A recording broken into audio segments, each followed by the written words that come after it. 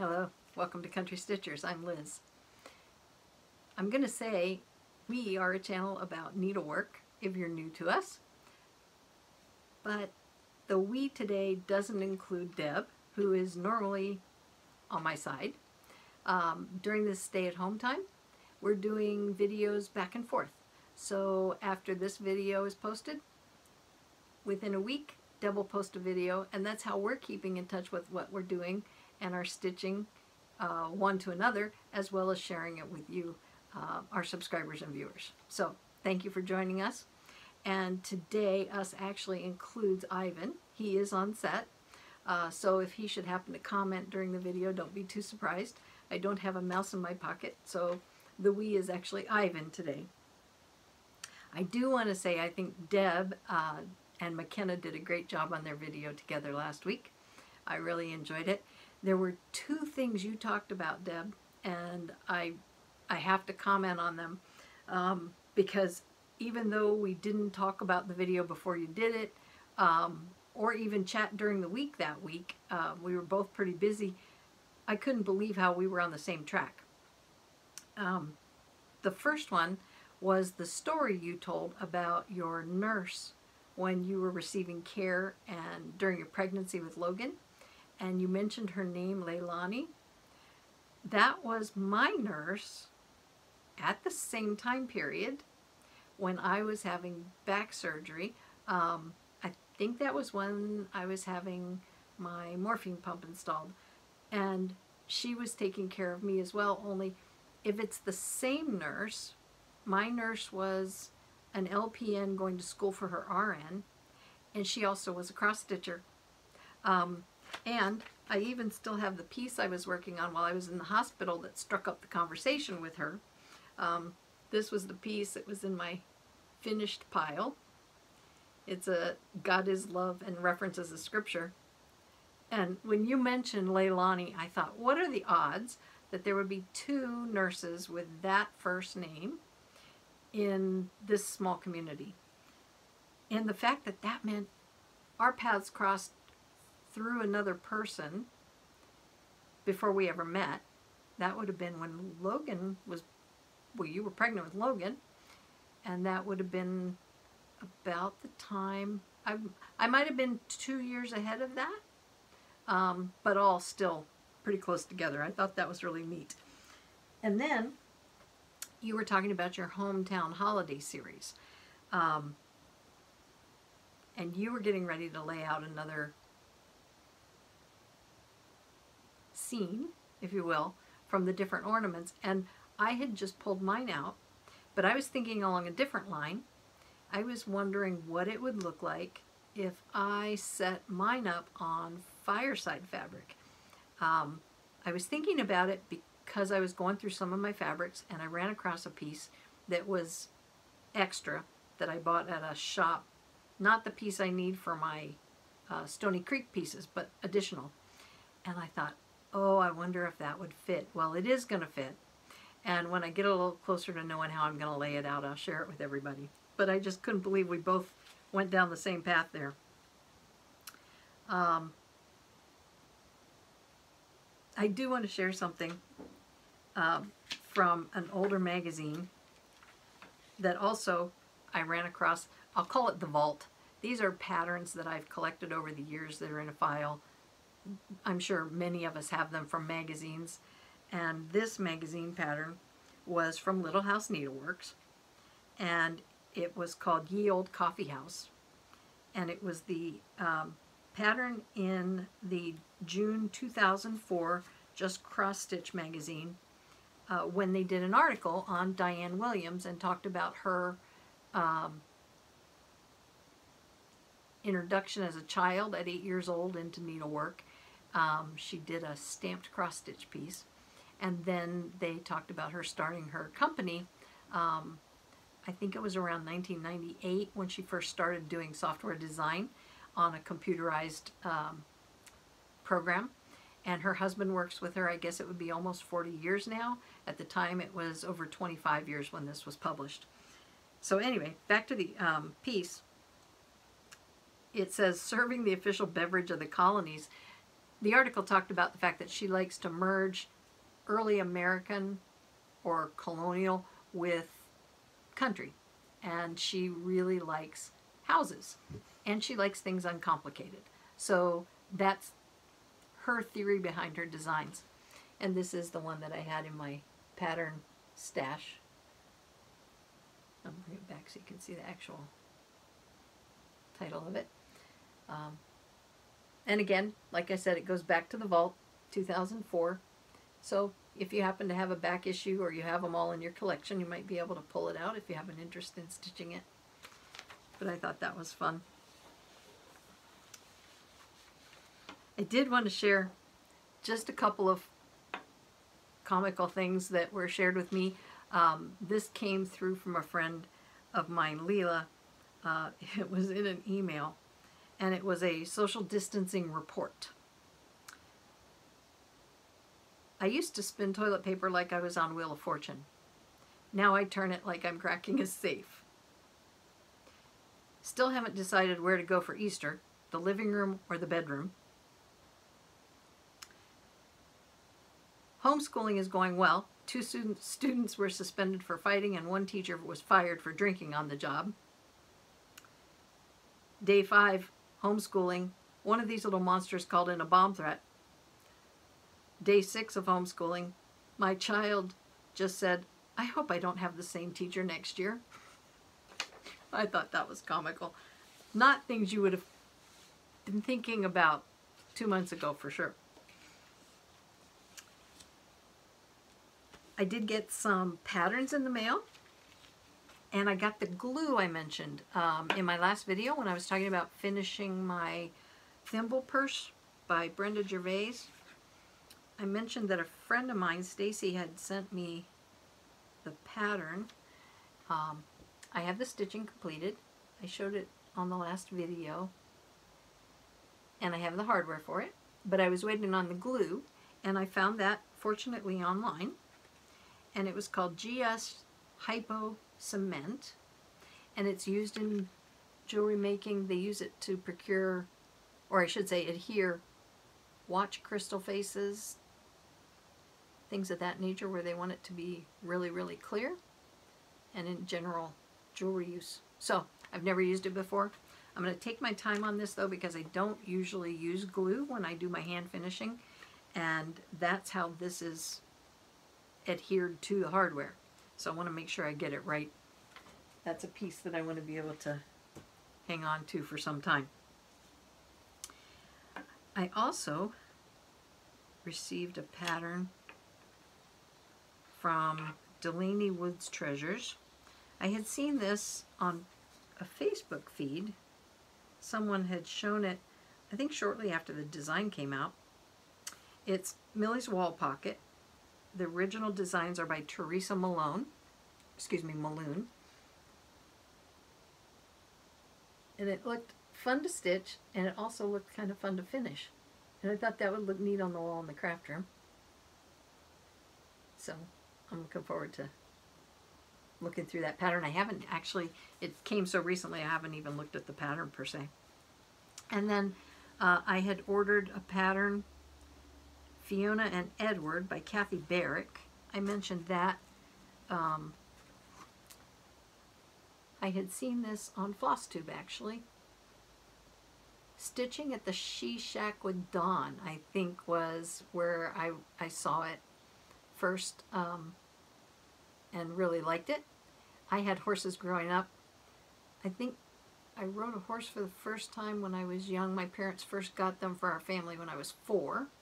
And then I had my own Arabian Morgan, quite a combination,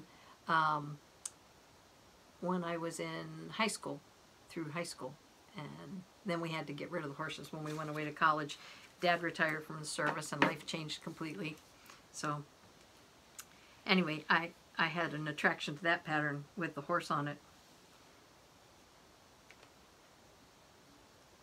There is certainly no shortage of things to do right now while we're at home and have time to stitch, or even a little extra time. It's funny because I was thinking, well, I'm not getting more stitching done, And I realized, well, it's still 24 hours in a day, and we still have things that we do around the house and we have to take care of. So it's just nice that our focus is a little more on home and on what we might have an interest in. Not quite as distracted. And one of the things that I wanted to share with you, I just got the materials for a mystery, feels like home mystery stitch that's being done at Fat Quarters. And it's got a really pretty thread palette. It starts on May 1st, and it is a downloadable PDF stitch along. Deb and I are going to join in on this, and we've got the Lugana cloth for this.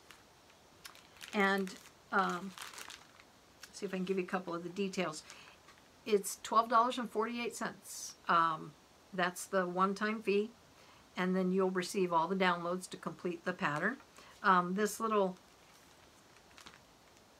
bluebird up in the corner here, actually it's a little bigger on the back, or maybe not, now that I look at it. It's a good indication of the beginning of the mystery sampler.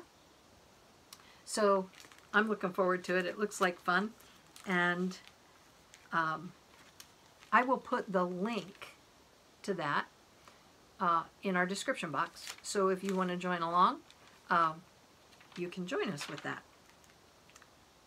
There's also the Coming to America celebration of Women on the Mayflower that Brenda Gervais has going on. The initial event was supposed to be June 1st through the, I think it's 15th for registration at your local needlework shop, and I don't know for sure if there's an online registration. I will find out the details from Pat between now and either when Deb does her video or my next one, and we'll fill you in on that and get the details to you as we get clarification on it. But that's also going on. That does not actually start the stitching for that until fall, and then it runs September, October, November, like 66-day period. We shared that might be about 3 videos back. The last video Deb and I were together, I think we talked about it. Now, Deb's last video with McKenna, they wanted to give away 2 patterns, 2 Quaker patterns, and if you put Clementine in the comment section, then you were considered for the patterns. And the person who is receiving them is Anne Hathaway. So Anne, thank you very much. You'll be receiving the Quaker patterns. And if you'll get in touch with Deb, that's in the description box, her email address and Instagram address. So you can contact her with your information and she can get it out to you. So congratulations. We're also going to do a giveaway a little bit later today, so hang in there.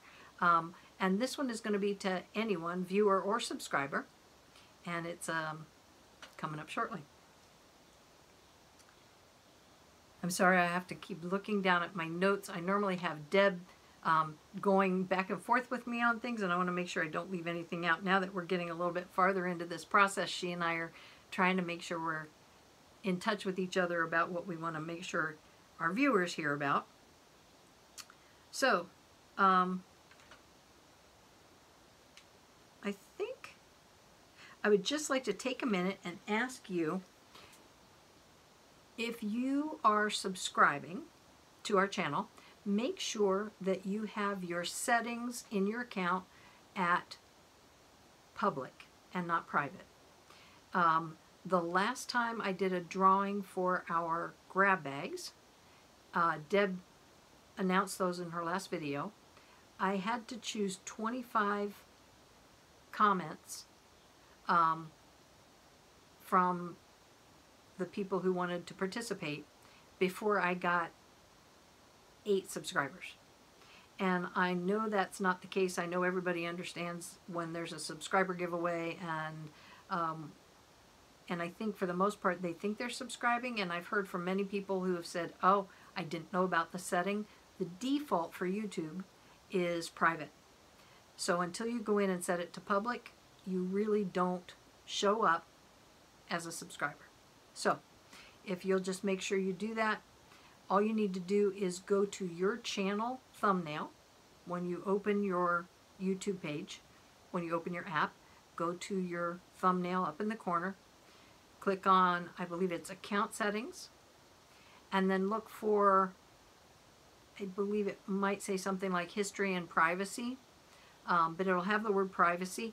Go to that menu item, and then you'll see the setting for public or private. And just make sure it's set to public, and that should take care of it. And then we won't run the risk of passing you over in our selection process. I did find a new pattern when I was going through the vault, and I did pull the fabric and threads to do it. This goes back in my patterns to a time when I think it was a very early Just Cross Stitch magazine. It's by Ginger and Spice. You don't hear about the designers very often anymore. It's called Pennsylvania German FRAKTUR, Two Birds in the Bush.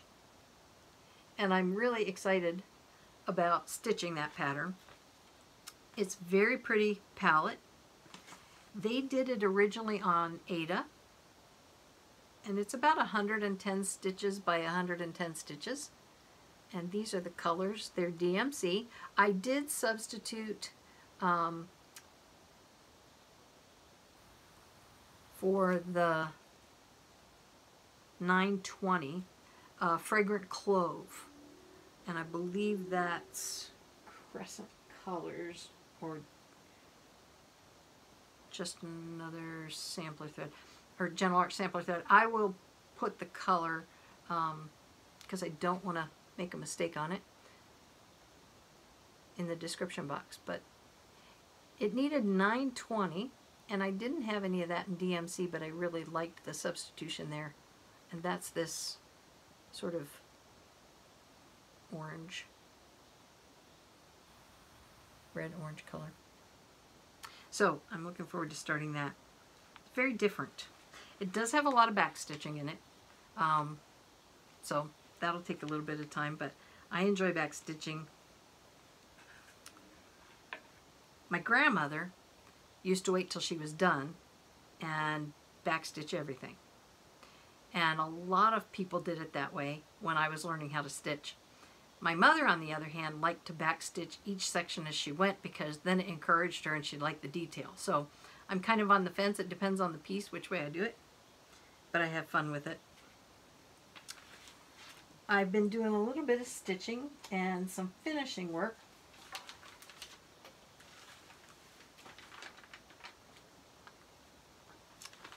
I pulled out an ink circles pattern. I'm trying to go back to my pieces that I started and haven't picked up in a while. And this was just so cute. With having Ivan as a service dog, this just really grabbed my attention when it came out. And I was working along on it, and until I picked it up and started working on it again and got pretty far on the third dog was when I realized why I had set it aside. I had made a boo-boo on the legs on that collie there, and they were wider than they should have been. And I guess I just set it aside and didn't feel like correcting the mistake. And when I got it out this week and was working on it, I thought, oh, that's why I put that aside. And I guess I was in a better frame of mind. I was telling Deb, maybe you have to be in the right frame of mind. So I took out the legs, redid the legs, and started off again. So this will be fun to put up. And then this is by Country Cottage Needleworks. It's called Afternoon in London. I found this when it came out, started it, and then it got set aside for other things I was working on. And when I pulled it out this week, I had the tower done. Westminster, or no, I guess that's Big Ben. And so I did the trees, the flower pots, started on the lettering. So it's coming along. It goes pretty quickly, actually. I like the fabric a lot. It's water lilies. It's a Belfast. I really like it. It's fun to stitch on. And then I'm continuing on my little floss box Biscornu. Oh, I want to mention one thing before I go on. Someone commented when I had pulled this out, I hadn't been working on it last video, but I had pulled it out and shown it, that in the comments they noted that they pulled a different red to do the bus on here because they just didn't think it was bright enough, and I thanked them for that because I said I hadn't really taken notice, and I'll show you the difference of what they were referring to. The color that was pulled for all the red was this Aztec red, and then this is Schoolhouse red, and she liked the bolder color of the red. So I pulled it out, threw it on my thread ring, and I think I might do the bus in that too, so thank you very much. That was a neat idea. I don't know for sure if I'll do the tartif that way or not. I guess it depends on how it compares, but I think it's the other red I like for the soldier and the doors and the other little highlights. So let's see how it looks when it's done. And then let's see, did I show you? I guess, I don't know if I showed you the bunnies. Started the bunny, finished all the tulips. Now I need to do the little chicks, the bunnies and the eggs. So I'd say it's probably about halfway through now. And then of course the back. The back has a couple more flowers on it. And then I can resume some more of my work. Now the Hardinger work was done already on this piece. There are two bookmarks. This one will have these bluebells on it in each of these sections. So there'll be 5 of those. And then this one will have not daffodils, dogwoods in the centers. And I've just laid the support threads for the flowers on this. The orientation will be this way on this bluebell. And then I have to lay the support threads for the leaf and do the weaving on the stem, but I got the weaving done on the sides. And then I'll just continue that till I finish all 5 of them. And then I have a little bit of work to do on the bookmark itself. On this bottom one, I realized when I picked it up that I had put eyelets in the centers of all of the clusters on the edge, and I want to continue those eyelets here, and I hadn't finished those, so I need to do those. That'll be fun to tick off the list of things I'm doing. Now, the finishing that I've been working on. This one, we mentioned when I pulled this pattern out, Deb and I had been on our guild retreat last year, and this was a kit that they gave us for the weekend. It had everything we needed to do the stitching. And I stitched it. That's all finished. I played with the flowers, used a couple different stitches. It was a lot of fun. But then when it came time to finish it, I wanted to do it with more blue in it to pull out the blue on the flowers. I'm not as much of a pink person, and the orientation on this was clearly pink, and the green with the pink flowers, and then the pink for the cording around the outside of it, like they finished it here. So what I did was I took a blue and white gingham that I had, and I used that on the base. I still have to mount my stitching on here, so that's why it's clipped. But what I did in the last week was the cording. I used the green and the blue and just put a hint of the blue in, with the majority of it being the green. So I like that around the outside. Kind of finishes off the edge, sort of like back stitching it. And then I'll put that together this week. But I said I was going to have another giveaway for anyone, subscriber or viewer. And that is this pattern by JBW Designs. And what you'll get is the pattern, and then the fabric that you need to finish it, the thread you need for the cording, and the thread you need to stitch it. So if you're interested in this and you'd like to stitch it, please put JBW in a comment on this video. And just so you know, oftentimes we'll get someone will send an email or something asking, is the timing still open for entering the giveaway? And what we try to do is make sure that we allow at least a week. We wait until right before we do our next video before we go through and randomly pull comments. So as long as that time hasn't transpired between now and when Deb does her next video, it will still be open. And that's usually about a week. So put JBW in the comments.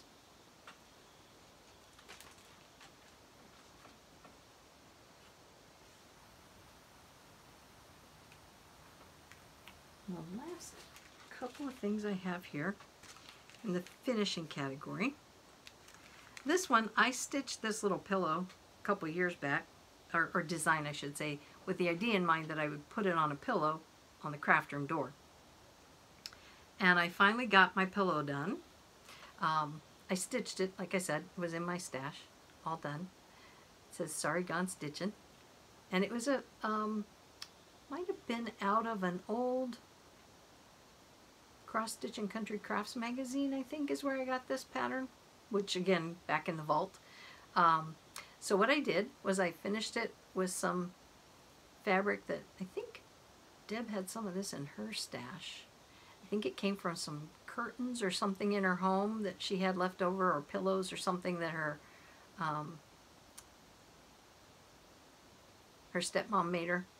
And then I finished it using the finishing technique where you open up the back of it and stuff it from the center and then just cover it with a piece of fabric. That was fun. I always like that. Kathy Haberman is the one that I learned to do that from. We took a class with her. And then I used another technique with the ribbon on the sides and the beads. I think I showed you the beads and the ribbon when I pulled it out to go with this pillow. And all I did here really was I started up here where I had attached my loop to hang it on my door. And as I went down the side of the pillow, I just decided how much of the ribbon I wanted to see on the side. And then with each little stitch that I took to attach it to the pillow, I gave it a twist, or I made a loop, or I pulled it forward or backward depending on how I wanted it to look. I just wanted it to look rather alternating. So that little guy is done. And then I had been working on a Seika and Company needlepoint kit, just a little fob, and this was the pattern. I changed mine to be strawberry ice cream, and this is what it looked like when it was done. And it's very easy to finish. You just fold the sides in and then whip stitch them together. I filled this with poly pellets. I like the weight. And then this is a tassel I made. And I put a little collar of beads around it. And then on the top I made a little bead ladder to hook to my lobster claw. So I finished that little guy. And then this last one is the one that I'm really happy with. I had to finish the stitching on it first, and I showed it, I don't remember how long ago I might have pulled it out of the bin. This was by Roz Watnemo from Nordic Needle in Fargo, North Dakota. She no longer owns the shop. Her employees bought it when she retired. But it was a Victorian Biscornu in Hardanger embroidery. And I was caught by the colors. I really liked those colors. And they were a Threadworks color. And it was a number 8 pearl. The funny thing is, I was working on it and I couldn't figure out why mine looked different and why I was using my thread so quickly. And then I realized that you were supposed to do it with 1 strand of number 8 pearl cotton. I threaded it with 2. And so I liked the look of it very much. It was gave a lot of coverage, very deep colors. But then I was concerned I would run out of thread. So I ordered another skein. Well, when I was all through and finished it off and put it all together, I realized I actually had 2 skeins because I bought an extra skein initially. So, oh well. So I have it to do again if I want to. I have plenty of thread. But now they finished it in this photo with a lining, a white lining inside. And then they, I assume, used like a polyfill. I chose a deep red fabric so that when you look through the open work, you see red instead of white. I like the effect of that on the overall Biscornu. The sides are done with Mill Hill beads, number 8. And I will say that when I was looking at the catalog for Mill Hill, I didn't see these on the listing anymore. I don't know if my catalog that I ordered from them was just not complete, or if they no longer have these. But if you were to stitch this pattern and wanted that same bead, these are not difficult to find, this type of red bead, in Hobby Lobby, Joann's. These just happen to be Mill Hills. Now, here's the interesting thing. They finished them and put clusters of 6 red beads in the center on each side. Oh, and I filled mine with just polyfill. I wanted it to be soft so that I could use it as a pin cushion if I wanted to. But I also liked the green in this. I thought the variegation in the green was really pretty, so I went through my buttons and I found that button. And I was so torn, I decided to do one on one side and one on the other. And then whatever mood struck me, I could have it face up. Because I really like that green on there too. So that's the one side. And that's the other. So Deb, that's the one I told you I wanted you to see. I was really excited about it. And it went together very, very easily. At first when I started putting it together, I thought, oh, don't mess it up, Liz.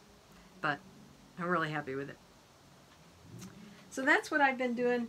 I don't see anything behind me that indicates I forgot anything. I hope I haven't. Deb, if I left anything out you asked me to mention, I'm sorry. And I hope between now and when Deb signs in as Country Stitchers sometime next week, you all stay safe, enjoy your stitching, and as always, share the joy in needlework. Bye-bye.